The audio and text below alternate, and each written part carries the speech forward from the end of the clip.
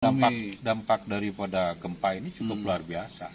Ekonomi masyarakat pun ya jadi terganggu, yang tadinya mapan jadi kurang sejahtera lah. Bukan ya, rumah saja, bukan rumah tempat saja, kerja, tempat kerja, hilang keluarga. Nah, kalau misalkan dampak akidah tentu saja terjadi ya. Terjadi juga ya. Terjadi. Khawatir karena orang itu mempertahankan hidup. Banyak yang mempertahankan hidup.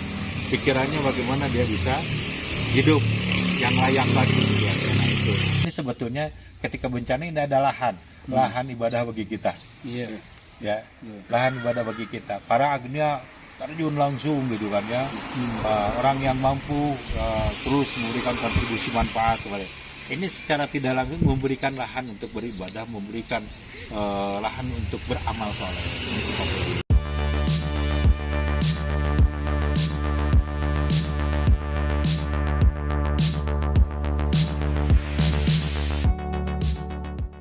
Assalamualaikum warahmatullahi wabarakatuh.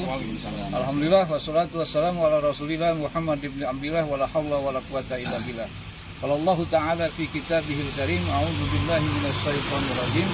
Innama ya'muru masajidallah man amana billahi wal yaumil akhir wa aqamas shalata wa ita'az zakah wa lam yahsha ila Allah fa asa ulaika ayakuna minal muhtadin. Alhamdulillah pada hari ini, hari Selasa tanggal 16 Juli 2024, kami di daerah Cugenang, yaitu tepatnya di Desa Sukajaya, Kecamatan Cugenang, Kabupaten Cianjur. 4 tahun yang lalu di sini pernah terjadi gempa yang sangat dahsyat, nasional bahkan internasional. Banyak korban yang tidak terhitung dan juga bangunan runtuh.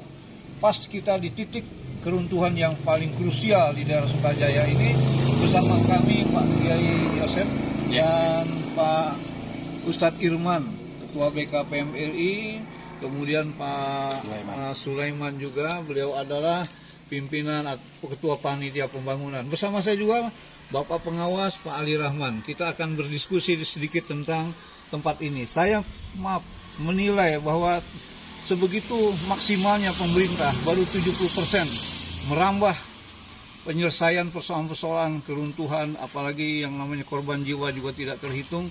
Masih 30% lagi menurut masyarakat. Bagaimana pandangan Pak Kiai dalam hal ini, Pak? Untuk supaya kita dengar. Assalamualaikum warahmatullahi wabarakatuh. Waalaikumsalam warahmatullahi wabarakatuh. Alhamdulillah, walhamdulillah, summa alhamdulillah, waskuru ni'amillah. Asyhadu an la ilaha illallah wahdahu la syarikalah, wa asyhadu anna Muhammadan abduhu wa rasuluh, amma ba'd. Terima kasih Pak Kiai yang sudah hadir di tengah-tengah kita bersama kru dan rombongan Mukarrabun yang menyempatkan waktunya menyambangi kami untuk melakukan dakwah kepada masyarakat. Tentu saja harapannya bahwa ini akan memberikan sebuah edukasi kepada masyarakat dan memberikan kontribusi manfaat untuk kepentingan masyarakat. Kita berbicara masalah bencana ini adalah sebuah qadarullah, takdir Allah yang tidak bisa diprediksikan.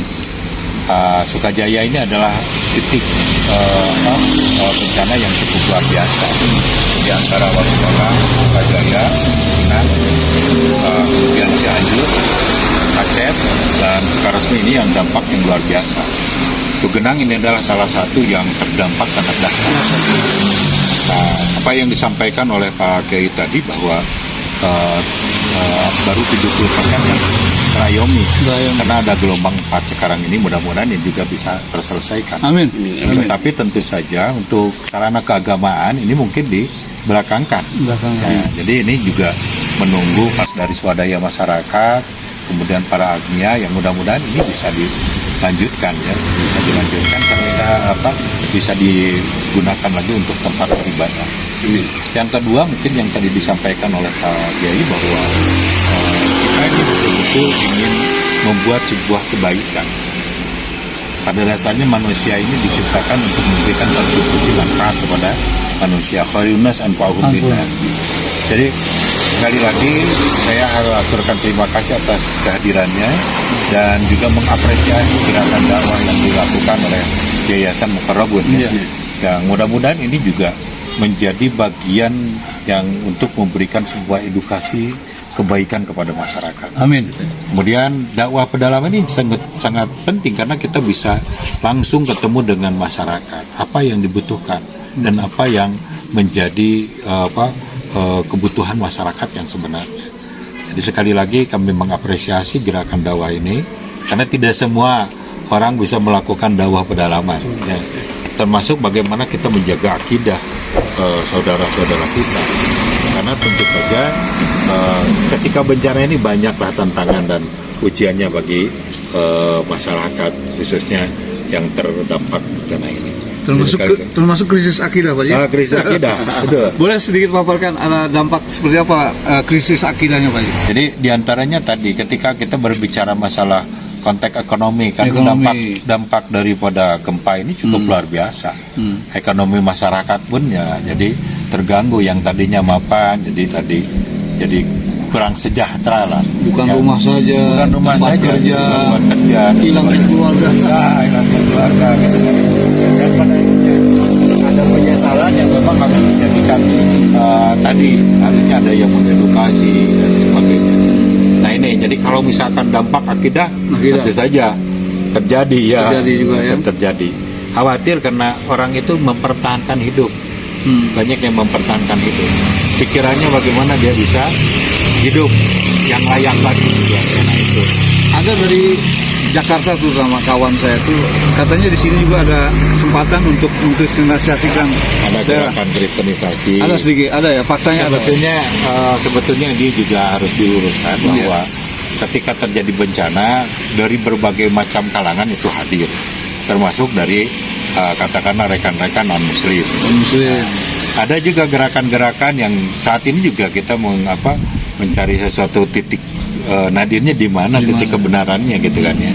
Nah, tetapi ya insya Allah dengan dakwah rekan-rekan, karena tadi itu MUI juga melakukan gerakan dakwah, kemudian seluruh ormas Islam juga melakukan gerakan dakwah untuk mengamankan akidah saudara-saudara kita. Alhamdulillah sampai saat ini belum terdengar ada yang keluar ya, tetapi tentu saja ini harus disikapi, harus diantisipasi karena dampak daripada gempa ini cukup luar biasa ya, termasuk masalah ekonomi, karena ekonomi ini yang mendekatkan ini ya. Betul. Nah, jadi kefakiran itu kefakiran mendekatkan pada ya. Nah itu seperti itu. Jadi memang banyak dinamika lah ketika terjadi seperti itu. Ya mudah-mudahan khususnya di Kabupaten Cianjur ini bisa diantisipasi, bisa disikapi dengan bijak.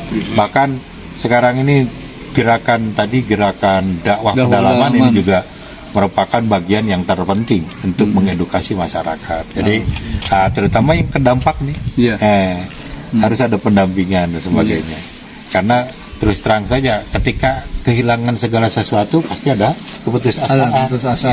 Ya, nah itu. Jadi makanya yang paling penting ini bagaimana kita mendekatkan diri kepada Allah, kemudian menyadarkan rekan-rekan bahwa ini adalah qadarullah, takdir dari Allah.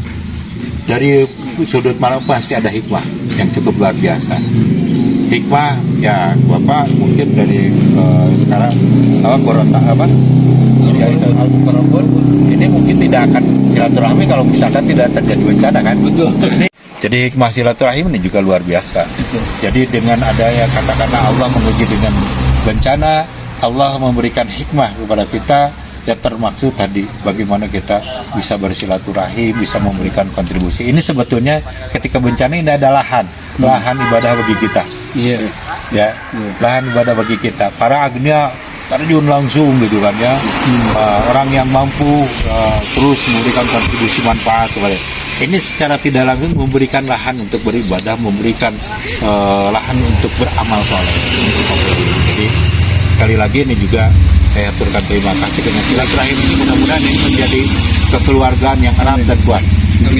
Jadi kita saudara semuslim itu, saudara seiman ini menjadi bagian yang terpenting, yaitu mudah-mudahan kita saling menyelamatkan bagi diri. Dan tidak dibatasi oleh geografis. Tidak dibatasi oleh geografis. Baik. Akidah itu ya. Betul. Alhamdulillah dari Pak Kiai sebagai tokoh juga sebagai asli orang sini dan para ulama juga para pejabat atau mungkin pada orang yang punya pemangku kepentingan, yaitu khususnya Bapak Sulaiman ini sebagai panitia pembangunan ini memerlukan silaturahmi. Tadi Pak Kiai sudah menjelaskan bahwa silaturahmi ini ada salah satu hikmah dari sekian banyak kasus bencana di Cugenang ini. Rasulullah bersabda, laisa bisain yuqaribu abdu ilallahi ila min silaturahmi. Tidak ada sesuatu yang paling mendekatkan diri seorang hamba kepada Allah kecuali yang paling abdol kecuali silaturahmi. Mana silaturahmi ini Pak Dermawan? Untuk menitipkan hartanya yang terbaik yang bisa diambil di akhirat di musola yang dulunya di sini ada, sekarang mesti ada lagi. Tanggung jawab saya bukan pemerintah saja, tapi yang beriman kepada Allah hari akhir, menegakkan sholat, menunaikan zakat, walam yasa ilallah, tidak takut kecuali hanya kepada Allah. Amin ya rabbal alamin. Demikian, assalamualaikum warahmatullahi wabarakatuh.